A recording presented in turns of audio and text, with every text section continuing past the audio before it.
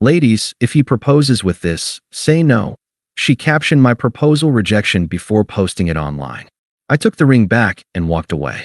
A month later, she was begging me to open the door because the man she left me for had already dumped her. Hey viewers, I'll be honest, this channel is demonetized. My ability to keep creating these stories is officially in your hands.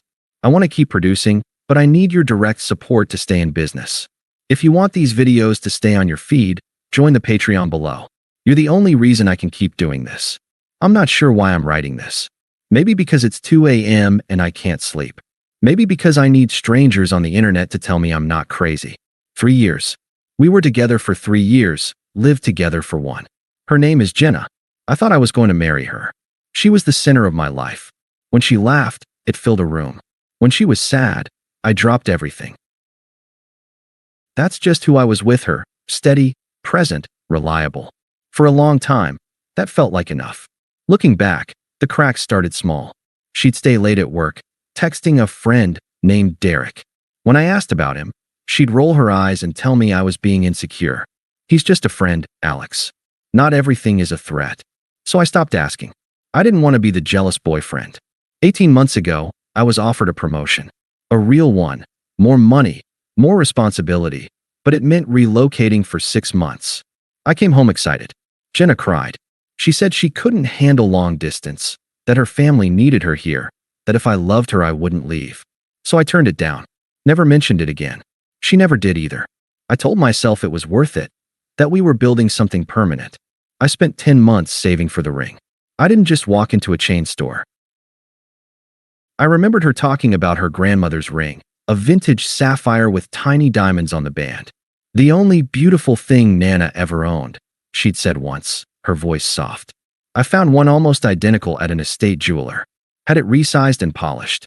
It cost me $3,200, every spare dollar I had. I was so proud of that ring. The plan was simple. The restaurant where we had our first date. A Tuesday evening, quiet, candlelight. I was nervous, hopeful, and absolutely certain I was doing the right thing. I had no idea she was about to make me a punchline. I arrived at the restaurant first. Corner table, half lit by a candle swimming in a glass bowl.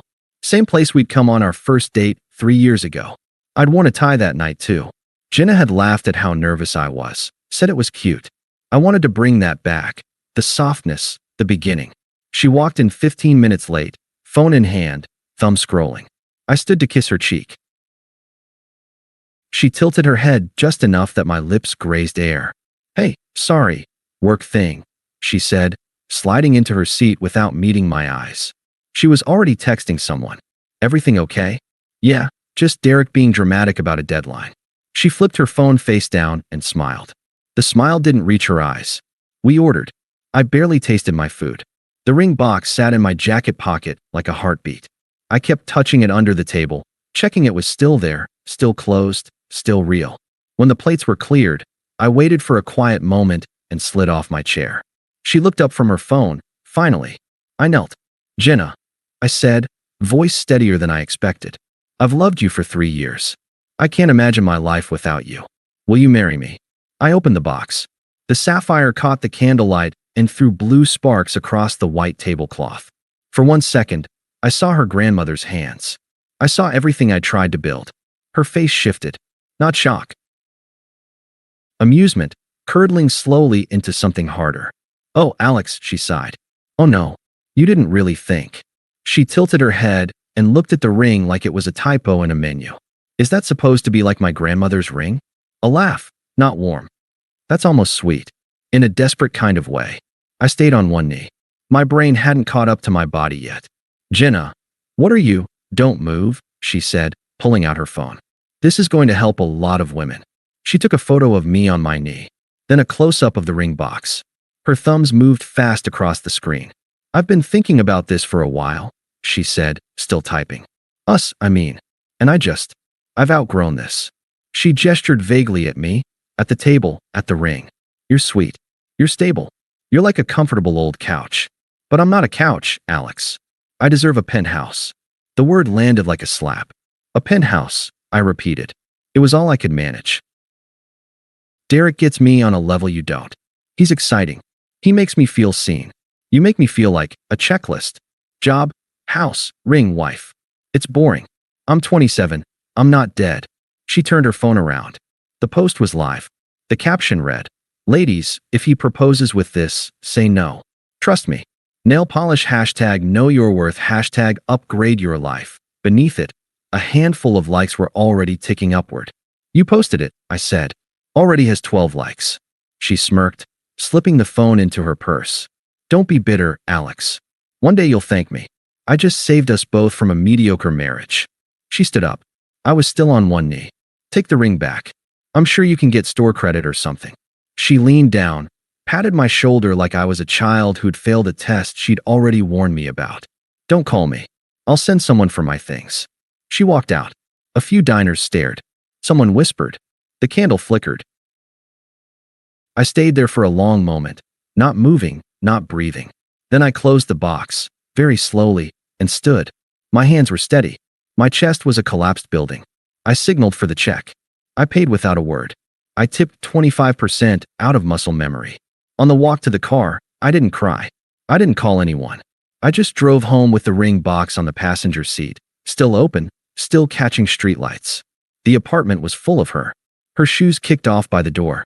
Her half-empty mug on the coffee table, lipstick still on the rim.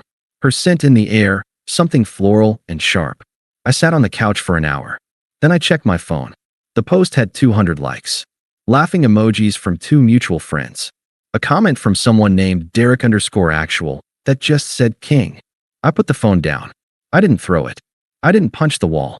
I just sat there with the weight of 3 years settling into my bones. 18 months ago, I'd come home with news of the promotion.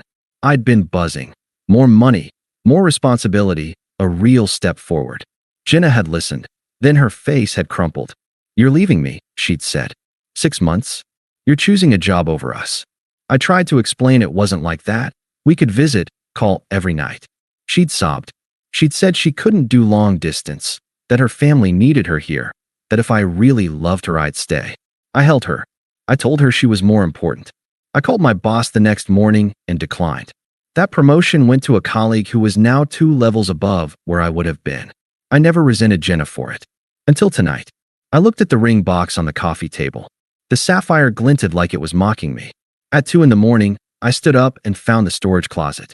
I pulled out every empty box we had. Methodically, piece by piece, I packed her entire life.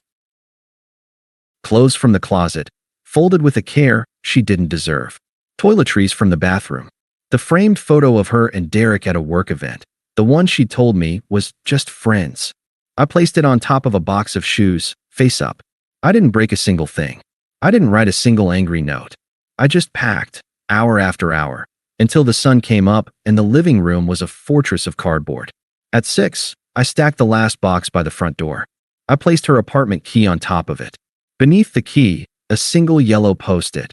Lease renewal is canceled. You have until the 30th to arrange pickup. I won't be here. I called the landlord at 8. I called the jeweler at 9. The refund cleared by noon. By the end of the day, I'd secured a small studio across town. 1 room, bare walls, a window that faced a brick wall. It was perfect. I used the ring money to clear my last credit card. I packed a single suitcase for myself. Clothes, laptop, the book I'd been meaning to read for a year. I blocked Jenna on everything. Phone number, Instagram, TikTok, Facebook, even Venmo. I didn't announce it. I didn't post a rebuttal. I didn't tell my side to anyone who hadn't asked. The silence was the first thing I'd done for myself in 3 years that wasn't a compromise. I walked out of that apartment at dusk. The boxes stood like a monument to someone I used to know. I closed the door gently. The lock clicked. I didn't look back. I didn't leave a forwarding address. I just vanished. The first week in the new studio, I slept on an air mattress that deflated a little more each night. By morning I'd be on the floor, back aching, staring at a ceiling I didn't recognize. The walls were bare. The window faced a brick wall. It was the most honest room I'd lived in for 3 years. I didn't post anything online. No rebuttal, no sad quote, no cryptic song lyrics. I just let the silence sit. A few mutual friends texted, probing. One said, "Jenna's telling people you overreacted and emotionally abandoned her." I typed, "Okay," and deleted the thread. I started running in the mornings. Not to get fit. I still ate like a man who didn't care, but because exhaustion quieted the mind. For miles, 5 miles, 6. My legs burned, my lungs ached, and for 45 minutes I wasn't the guy who got rejected on camera. I was just a body moving forward. At night, I read. I avoided alcohol entirely. I knew if I drank, I'd drunk call her. I'd become the pathetic ex blowing up her phone, proving every cruel thing she'd said about me. So I stayed stone cold sober and let the hours pass in fiction. The post was still circulating. A friend of a friend sent me a screenshot of a comment Jenna had left under it. He's a nice guy, just not my guy. Women shouldn't settle. The casualness of it, the way she'd flattened 3 years into a cautionary meme, sat in my chest like a stone. But I didn't crack. I just turned off my phone and went to bed.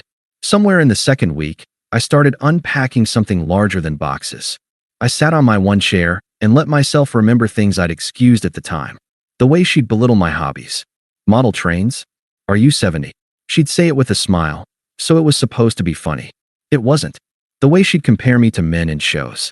Why can't you be more like him? He actually plans dates. I had planned dates. She'd been late to half of them. The way she'd say, I'm just joking, after comments that left marks. The way I'd learned to laugh along. I'd spent 3 years shrinking so she could feel taller. I'd handed her my self-respect in small, daily installments and told myself it was love. One evening, I sat on the fire escape and watched the city hum. The air was cool. The noise was distant.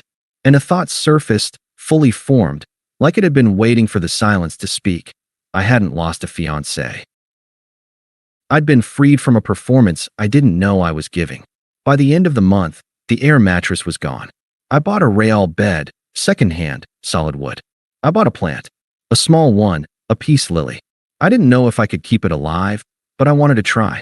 I started saying yes to work projects I'd previously declined. The ones that ran late. The ones that required focus Jenna had always resented. I wasn't chasing a promotion anymore. I was just building something that belonged to me. The viral post was still out there, still racking up likes. But I'd stopped checking. The ring was gone. The apartment was gone. The version of me who'd knelt on that restaurant floor was gone too. I didn't hate Jenna. I didn't miss her. I was just learning to recognize myself again. It took about a month. I heard the first details from a mutual acquaintance named Sarah, one of the few who'd reached out with an actual apology. She'd liked Jenna's post without thinking, she said. She'd assumed it was some random guy, not me. When she found out the context, she felt sick.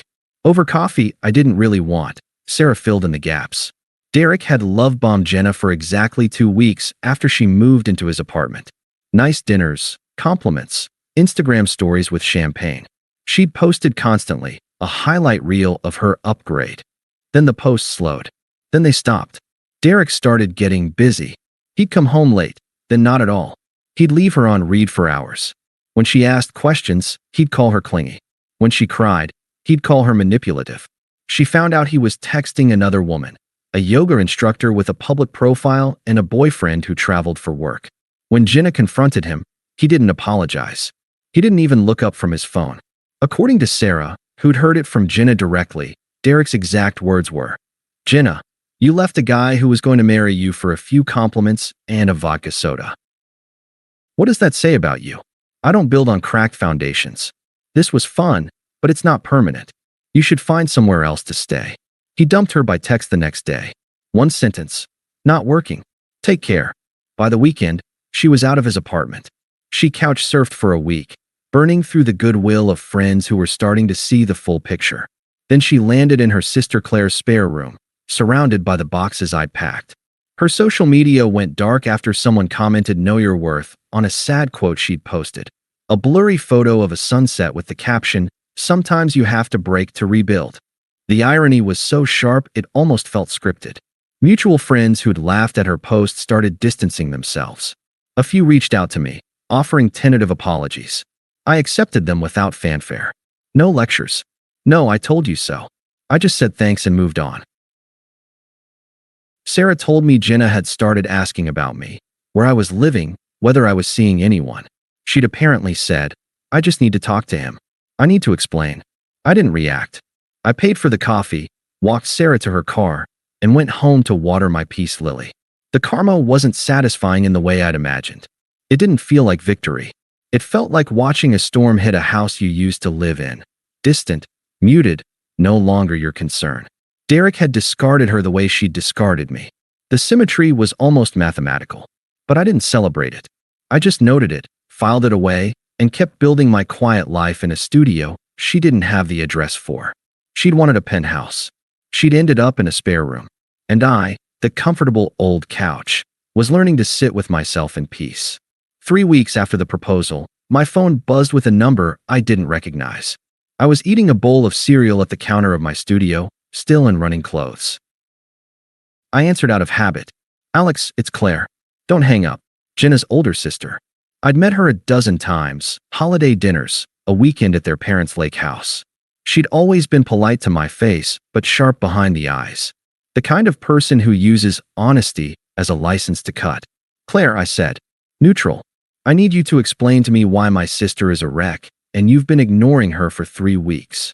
Her voice was already at a simmer. "She's been crying every night. She can't eat. She's living in my guest room, Alex." My guest room. I wasn't aware that was my responsibility. "Oh, don't do that. Don't do the cold thing." She made one stupid post. 1. She was confused. That snake Derek got in her head. He was feeding her lines, making her feel like she was missing out on some glamorous life. She's human. Humans make mistakes. I set my spoon down. She didn't make a mistake, Claire. She made a performance. She took a photo of me on one knee, posted it to the internet with a caption mocking the ring I spent months saving for, and walked out laughing. That's not a mistake. That's a statement. Claire's voice tightened. "And now you're punishing her. This silent treatment. Ghosting someone after 3 years, that's not maturity. That's cruelty. Real men forgive. Real men fight for the people they love." I had heard that line before. I'd probably used it on myself 100 times in the first week. It sounded different coming from someone else's mouth. Hollow, transactional. "I did fight," I said. "For 3 years. I turned down a promotion for her. I saved for a ring that matched her grandmother's because I remembered a story she told me once, years ago, about the only beautiful thing her Nana ever owned. I remembered that. And she turned it into a punchline. Silence on her end. Then, "So you're just going to throw it all away because your ego got bruised?" My ego isn't the issue here. My self-respect is. That's a convenient way to frame abandonment. You're not the victim, Alex. You're just bitter. She's reaching out, and you're slamming the door. She's family. She was my family too. My voice was still calm, but something in my chest was heating up. I let it pass. She stood up, posed, and posted. She told the world I wasn't enough. I accepted her decision. I moved on. That's not cruelty. That's the consequence of her choices. Claire snorted. "You're so righteous. You think you're above her now? You're just scared. Scared to feel anything." She said you were cold. Maybe she was right. The old Alex would have defended himself. Explained. Apologized for something he didn't do wrong. "Claire," I said, "I'm not her punching bag anymore, and I'm not your project. Don't call me again." I hung up before she could fire back. My hand trembled for maybe 30 seconds. Then it stilled. I looked at my phone, blocked the number, and finished my cereal. It was soggy. I ate it anyway. That was the first time I realized I hadn't yelled. I hadn't defended my character. I'd just stated what happened and closed the door. It felt like a small, clean victory. A few days later, another unknown number lit up my screen. I almost let it ring out. But something in me, not hope, not curiosity, maybe just a need to finish things cleanly, made me answer. "Alex, please don't hang up. Please. It's me." Jenna's voice. Softer than I remembered. Thinner. She was already crying, or close to it, the words catching on something in her throat. I didn't hang up. I leaned against the kitchen counter and said, "I'm listening. I've been going insane." A shaky exhale. "I know I messed up. I know. He was a complete lie. Everything he said, everything I thought I felt, it was all fake. I see that now. I see you now." I didn't respond. The silence stretched. "He love-bombed me, Alex. He made me feel like I was this queen, like I'd been settling my whole life. And I bought it. I was stupid and shallow, and I bought every word. But the whole time, something felt wrong. I missed you every single day. I missed how safe you made me feel. How real it was." She was warming into the words now, finding a rhythm. I'd heard this rhythm before, when she wanted something. A late-night apology after a fight, all soft and urgent, designed to bypass logic and land straight on guilt. I posted that stupid thing because I was trying to convince myself I'd made the right choice, she continued. But I knew I hadn't. I knew it the second I walked out of that restaurant. I wanted to come back that same night, but I was too proud. I was brainwashed. You didn't walk out, I said. You posted, and then you walked out. There's a difference. She paused. I heard her swallow. I know. I'm so sorry. I'll delete everything. I'll post a retraction. I'll tell everyone I was an idiot. Just can we talk? In person? I need to see you. I need to make this right. I love you, Alex. I never stopped. 3 years. For 3 years I'd wanted to hear her say those words with this much weight. Now they landed like junk mail. Jenna, I said, I'm not angry at you. I want you to understand that. I'm not punishing you. I'm just not in the place you're looking for anymore. You're asking for a door that's not there. What does that even mean? Her voice sharpened, confusion bleeding into edge. You're not angry, but you won't see me? You won't even try? I made one mistake. People work through worse. You're supposed to love me. I did love you. I loved you enough to turn down a career move. I loved you enough to hunt down your grandmother's ring. And you turned that love into a punchline for strangers. That wasn't a mistake. That was a choice. I've accepted it. You need to as well. So that's it. The tears were still there, but something harder was pushing through. 3 years, and you can just switch it off? You're acting like you're above me, but you're not. You're just bitter and scared. You're hiding in that apartment because you can't handle real emotion. There she was, the woman who'd posted that video, the one who'd called me a comfortable old couch and meant it. Maybe, I said, but I'm not the one calling from a blocked number. I hung up, turned off the phone, pulled on my running shoes, and stepped out into the evening air. The streets were damp from an earlier rain. I ran my usual route, 5 miles, steady pace. My lungs burned. My mind cleared. By the time I got home, the silence of my studio felt like a gift I'd given myself. I showered. I made tea. I watered the peace lily, which was still alive, still green, still reaching toward the brick wall window. I didn't think about Jenna's voice. I didn't replay her words. I just went to bed, and for the first time in a month, I didn't dream at all. It was a Sunday evening. I had a pot of water coming to a boil, pasta measured out, music playing low from a speaker on the counter. Nothing dramatic. Just a man cooking dinner in a quiet apartment. The knock came at the door, not the buzzer from the building entrance, but a knock directly on my unit. Someone had either followed a resident in or sweet-talked their way through the intercom. I turned down the stove and opened the door. Jenna stood in the hallway. I barely recognized her. Her hair was flat, unwashed, pulled into a lopsided ponytail. No makeup. Her eyes were red-rimmed and swollen, mascara smudged from crying or rain or both.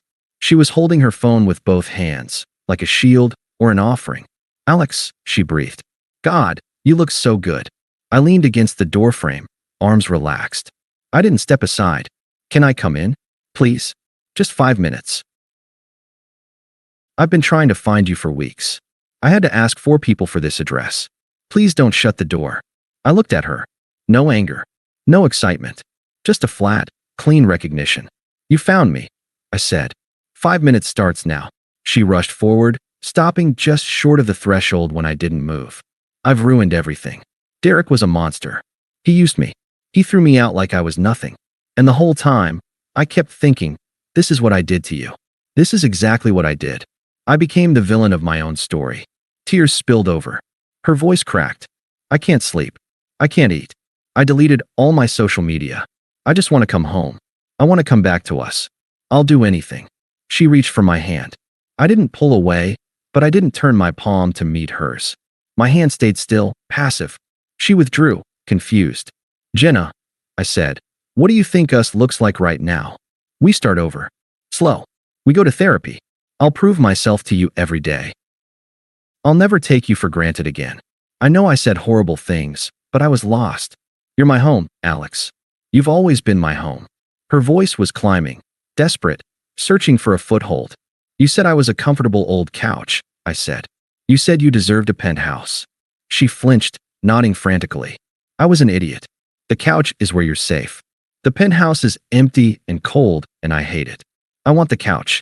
I want you. I let the words hang in the air between us. The pasta water began to boil behind me, a low rumble. Here's the thing, Jenna. My voice was calm. Not cold, calm. The kind of calm that comes after a storm, when the wind has moved on and the sky is clear. Couches aren't just places you crash when the penthouse kicks you out. They're where people rest, where they're safe. I wanted to be that for you. But you took a picture of me on one knee, turned it into content, and walked out laughing. You didn't just leave me. You humiliated me for an audience.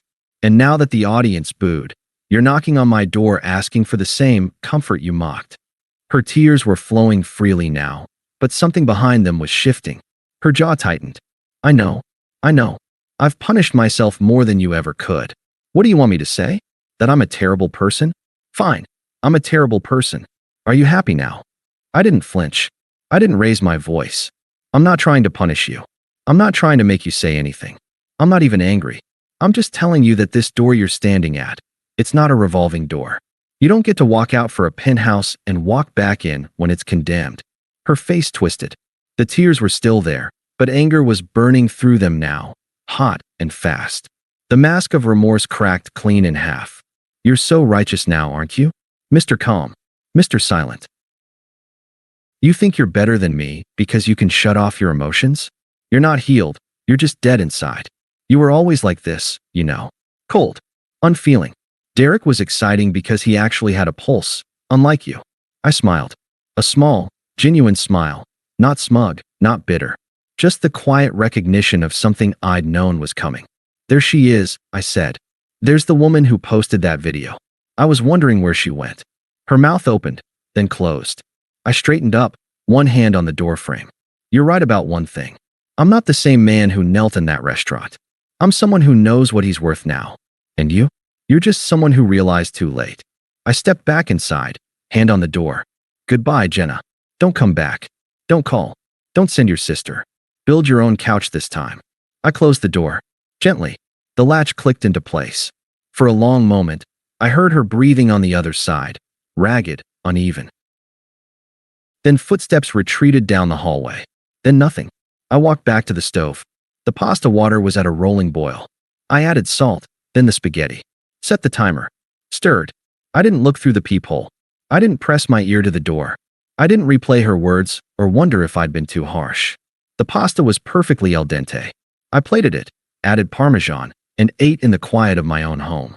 The peace lily on the windowsill had a new leaf unfurling, bright green and reaching toward the light. 2 months have passed. I still live in the studio. The walls are no longer bare.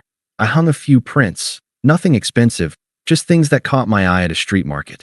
The peace lily has doubled in size. I've named it Gloria. I don't know why.